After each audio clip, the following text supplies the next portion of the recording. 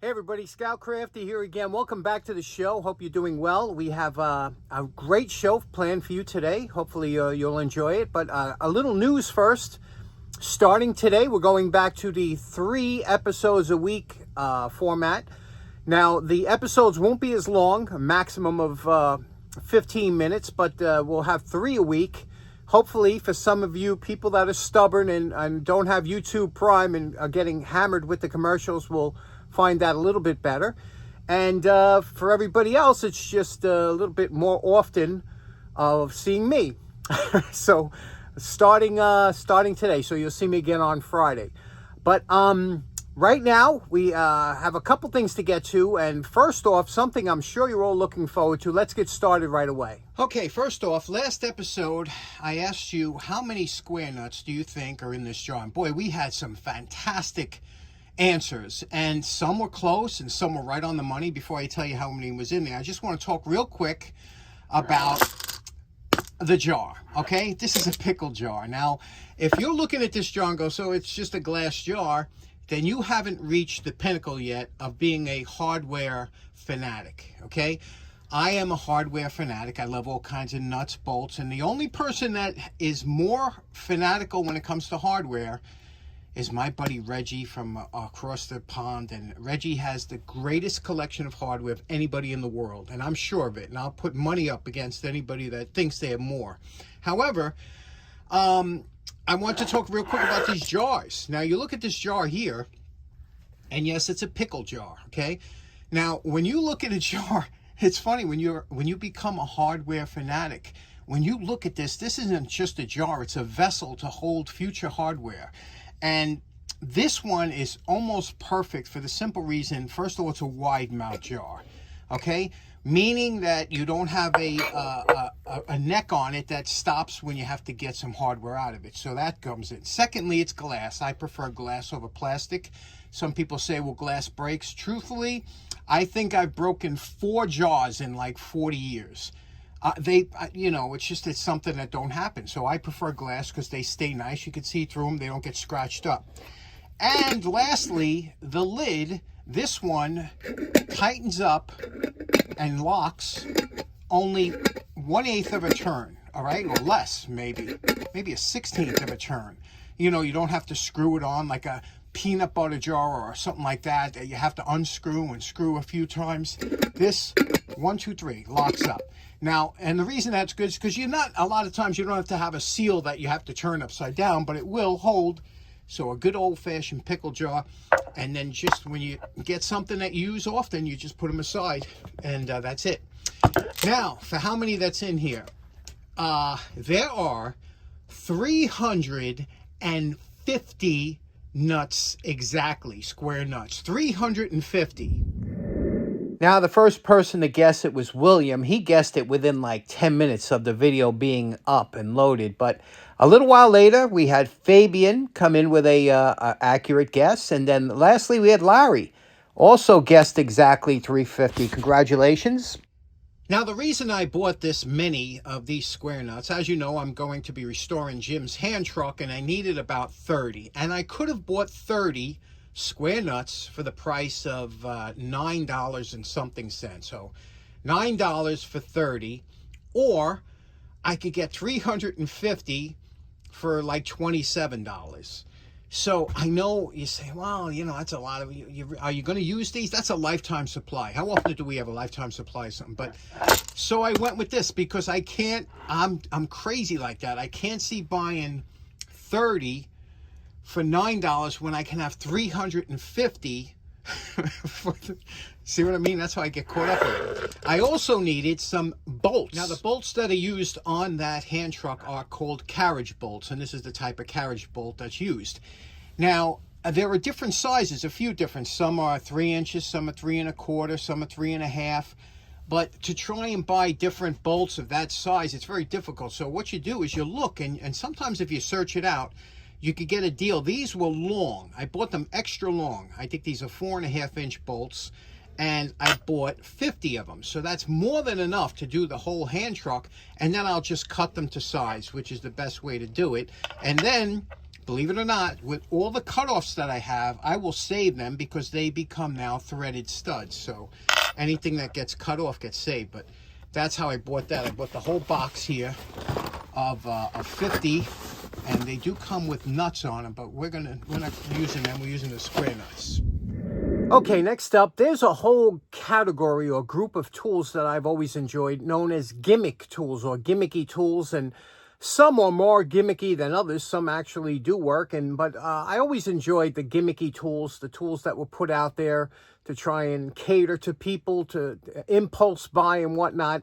Also around gift giving time, they had a lot of tool sets. Years ago, tool sets were big that had these gimmicky type tools. They had one handle with different attachments, and for the most part, you know, people would get them, give them as gifts, and they put them in a drawer and very rarely used them. However, I did find one years ago that I said, boy, that doesn't, even though it's a gimmicky set, it looks like it could be useful. And I waited a long time to get. I finally picked one up.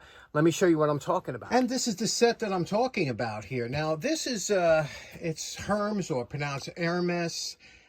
It is a German-made tool set. These were made in the 40s and 50s, 60s, things like that.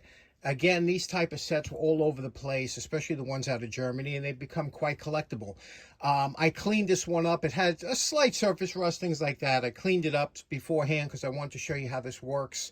What a fantastic set. Look at all the accessories that it has. Let's focus in down here.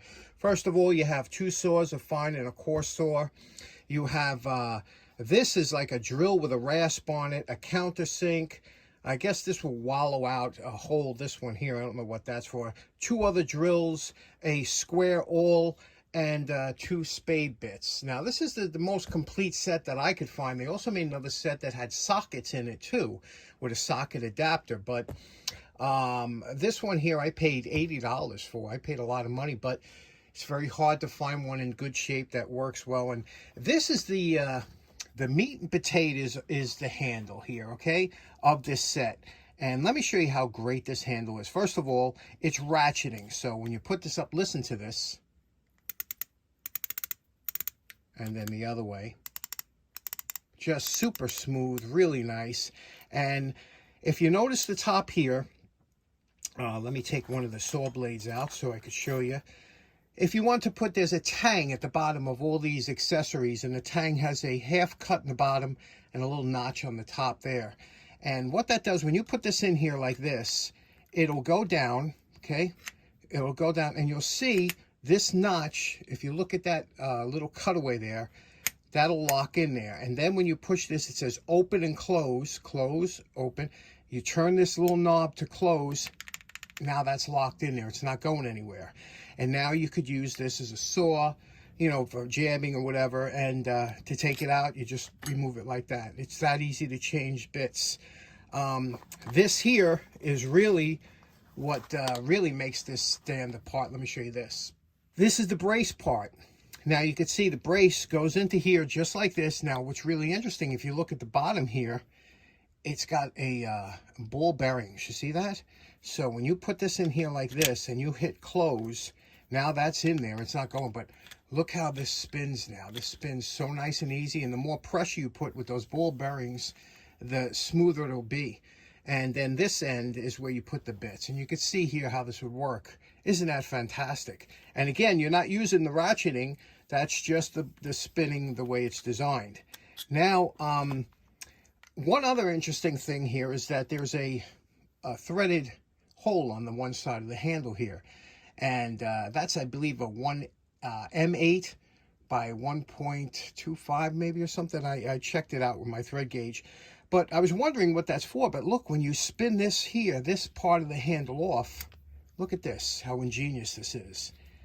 You spin that off, you turn this around, you put this in here, and now this becomes, and look how precision this is. This becomes a handle that you can use for the saw or anything else that you want to put in here. because now you got that handle. You can make like a keyhole saw. Isn't that just fantastic? Let me show you how we'll try some of this out to see how it works. And it's just a fantastic set. Let's do it. Okay, first let's try a saw. We'll try a fine saw on some of this wood here. See how this goes through.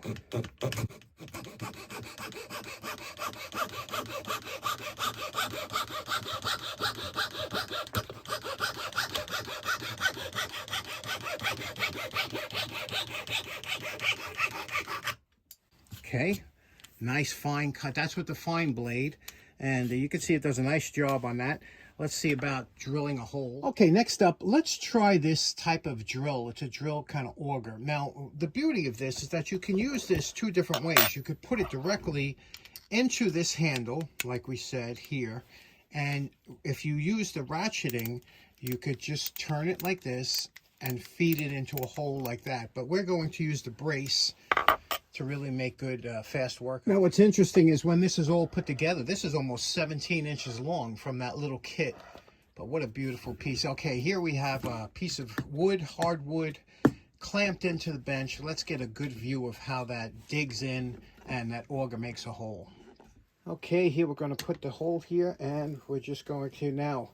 This will dig in quickly into the wood, as you can see, but you got to be very careful because it could split. And this is a thin wood, but we're bringing it down. I'm not putting hardly any pressure on the top here, and just letting the drill do its work. And look at that. Look at what a nice, quick hole that made. Very nice, huh? Now let's put a countersink in it. Remove that bit. Put the countersink bit in. Give it a twist, a turn. That's locked in there. And let's try the countersink here. Okay, I don't want to put my hand in front that you can see it. Here we go. There we go. We countersunk it. Very nice. Nice, clean countersink in here. I'll go a little bit further. And take a look at it, okay? Look at that countersink here. Isn't that nice? Here's a smaller drill bit. You can see here, same style. Let's try that. Put it in, hit close, it's locked in, and we'll try that right here next to that one. Again, look at that. Look how quickly that makes a hole in here, huh? What a nice job this does.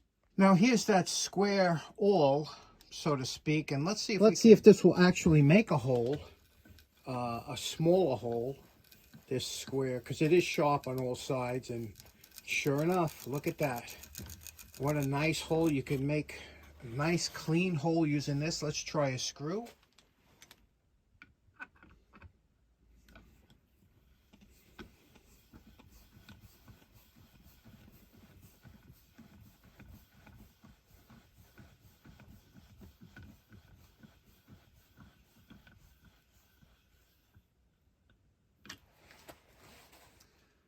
Okay, let's see if we can't make a keyhole slot or a little oblong slot using this crazy bit.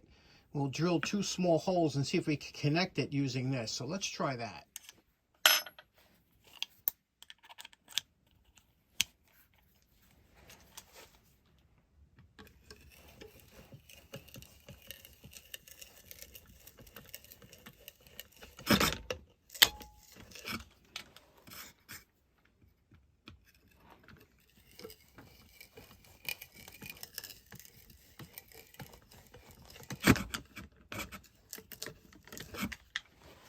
Okay, we made the two holes. Now we're going to put this into the T-handle here. And from the T-handle, we'll see if we can't get this to connect.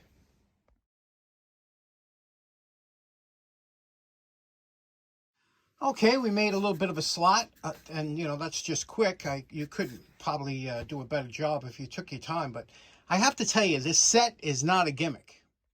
Now, I have to tell you, I really enjoyed playing around with this set. Again, I always wanted one. I didn't know how good it would work. I'm really impressed with the way it worked. What do you think? What do you think about the quality of this set? Boy, they really did make some nice stuff overseas back in the day, but and then there was some cheap knockoffs. But this one is really set that does work, and it would be a real good addition to anybody's workshop. Okay, next up, I want to talk about scrapers versus putty knives. I have a collection of these because I use them all the time. Putty knives, scrapers, two different. The only thing that differentiates the two is two things usually: the thickness of the blade and the flexibility. That's usually it. A scraper, they can have different lengths handles, different length blades. But a putty knife will usually be a little bit more flexible so that you could put putty into holes, things like that. And a scraper will be just a little bit stiffer so that you can scrape it without the blade bending around. So, but I like them both, and I use them all the time. I use them for many different things, scraping grease off something or whatever. This one here, this is a Red Devil 4501. I picked these up inexpensive on eBay. I got a lot of 5 of them. You can see here, 5 of these.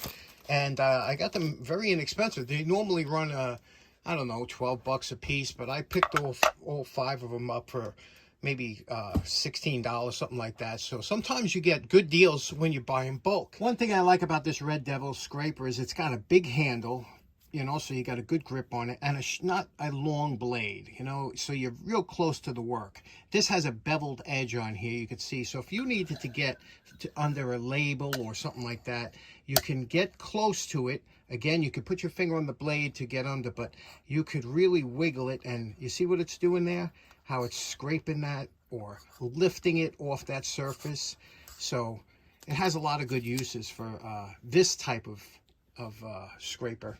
I picked up these here scrapers. Again, we were talking about the difference. This, as you can see, it's a much thicker blade. This scraper, very stiff, but it's an angled scraper, which come in super handy, especially if you're doing any scraping, because now you don't have to get real close to the work. And these come in handy. Now, I got these inexpensive, again, on eBay because, see, they're branded Milwaukee. Well, Milwaukee here has a trademark, and sometimes these Chinese brands, they'll stamp a name on it or whatever, and you know, sometimes they get fined or whatever. So these were very inexpensive. I think paid $7 for all of them, and plus shipping. So it's a nice. But you can see here the quality of the steel isn't, you know, it's a rough cut steel. But again, for scraping, you don't care as long as it's stiff and has a good handle with solid rivets. These will be nice. You can always customize these too. Cut them down, shorten them, whatever you have to do. Now, these are 2 really nice knives here. And one is a Goldblatt, this one here. And this Goldblatt is a combination. It's stiffer than a putty knife, but more flexible than a scraper. So it's a combination. It's a 3-inch blade, nice. It's got a kind of rubberized handle. These are great, but they do get dirty. You know how these things get dirty. I don't know how long they're going to hold up. But this is kind of a top-of-the-line a scraper or putty knife when you go looking. But this one here is called the Level 5. And this is like the next level knife for most professionals and things like that. First of all, this is considered like a putty knife because look at the flex on this. You get a tremendous amount of flex, so you can, you know, do your putty knives and stuff. And you can also do a little scraping, but it's meant mostly for spackle, things like that. And you can see this is a 2-inch. I like that size. A 2-inch is such a great size, 2 and 3-inch.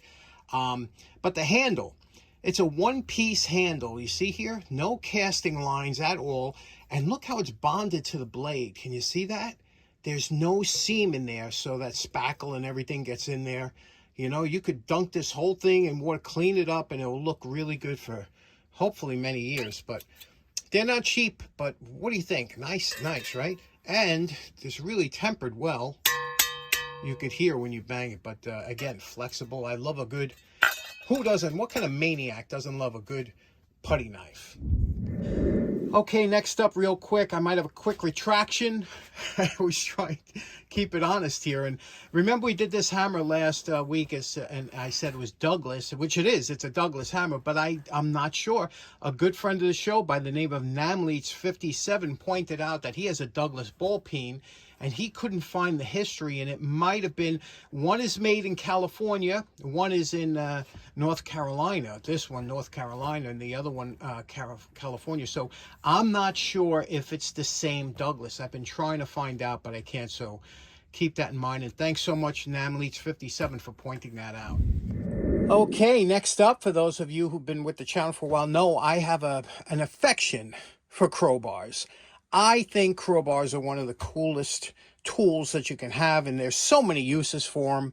I used to use these in scouts all the time for towing purposes. I used to use them in the woods. There's a whole bunch of things you could use a wrecking bar or a crowbar for that you don't even realize. But there are many different makes, models, sizes, thicknesses, and tempers, and I just also, because I'm a fan of the old crowbars, which I have a whole bunch, I must have 30 of them, but I also like new ones. And if I see them, sometimes they come on sale super cheap, $12 for a crowbar, you know, that's, but again, I just want to point out a couple different ones here.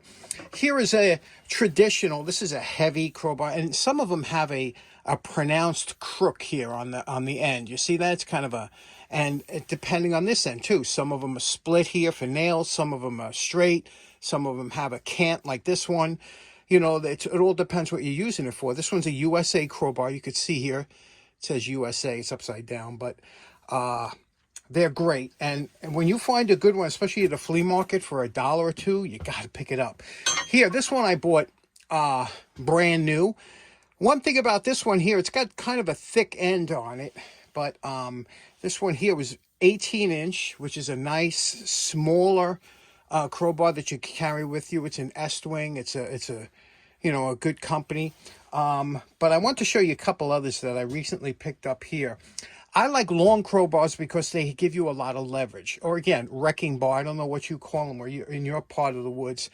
Let's take a look here at this end here, down here. If you look here, let me show you. Now, depending on what you're going to use your wrecking bar or crowbar for, usually this end is very important for different trades, you know, like woodworkers and carpenters like this curved end because it helps you pry a nail out of something or something. And this here, they like wreckers or demolition guys like this type or wrecking bars because you can bang this between and using this side as the hammer surface.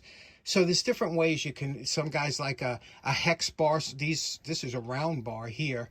This one here is a fairly new one. This is a Craftsman, this red one. Let me show you that. This Craftsman is a spring steel wrecking bar. Spring steel is a much better steel than some of the other forge and whatever. And because of that, they're usually more expensive, you know. But again, this is 3/4 inch diameter spring steel. You know, Craftsman comes with a lifetime warranty, but I don't know. Can we trust lifetime warranties anymore with the way businesses are going out of business? And this one here, another lifetime warranty, this DeWalt wrecking bar. This one has a pointed end on that which end, looks like this, which helps you sometimes wedge in between something if you're going to pry it out. But a lot of times these bars, again, they come in so handy depending on the work you're doing. But of all the crowbars I got, this is one of my favorites here because this one here was expensive. I paid more for this than this one here was. I think I paid $80 for this. You're like, oh, $80 for a crowbar. What's so special about that? Well, it's super, super light. And the reason it's super light is because it's made of titanium. Okay? And you could see titanium, this is a magnet. It's non-metallic. So very interesting, super lightweight, but really strong. It's great if you have to do some kind of work, especially overhead where you're holding this bar over your head for a long time. Anyway, you don't see too many of these made, and I guess because of the cost of them, and they're hard to manufacture, believe it or not. Titanium is very hard to work with. The reason I know how titanium is so hard to work with, I don't know if years ago, I bought a couple of these. These are nail pullers. You ever see these? These claw bars. And this one here is stainless. It's got a little weight to it, you know. It's nice and everything. But this one here, this featherweight, super light. This is titanium. And I polished this out. It took me hours to get this finish on here. And I went through, I can't tell you how many sanding flap discs I went through. It just tore the discs up. Titanium is really, really hard to work with. So I promised I'd never do it again. But this came out pretty good. The only polished titanium pry bar in existence, I believe. Now, you know what's interesting? We've hung these up before and tapped them with a ball peen hammer just to hear the sound. And it's amazing how different steels have different sounds. And let me show you a compilation of different ones and what they sound like.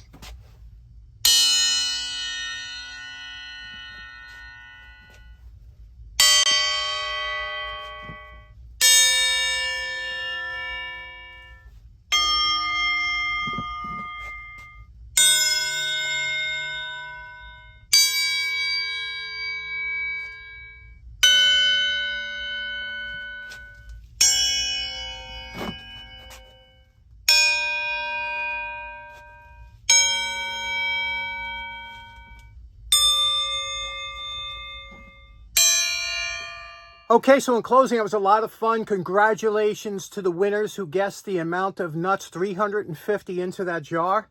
Some of you are real close. Some of you not so much. But I know I'm terrible when it comes to like jelly beans or something like that and guessing. I don't know. You're either you're close or you're way off. You ever noticed that? One thing is with Lotto, you know that pick 5 numbers? I'm telling you, I am so bad at picking the numbers for Lotto that I don't even get a secondary digit. Like if I pick a 6 won't come up in the whole 4 numbers or 5 numbers. It's crazy. My father used to be real good. Anyway, thanks again for tuning in. We will see you again on Friday, 3 times a week. Take care now. Bye-bye.